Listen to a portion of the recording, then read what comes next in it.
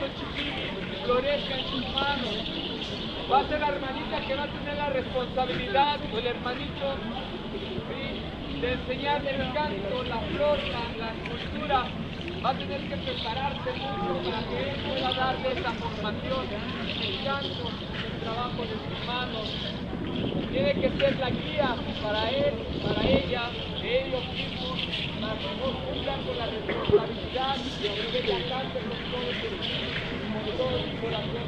Porque ya había que todo su corazón. Ahora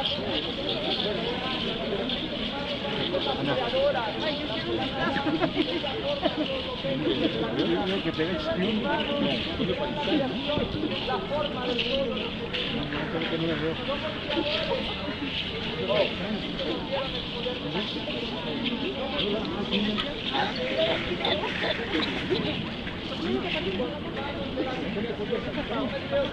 Cómete.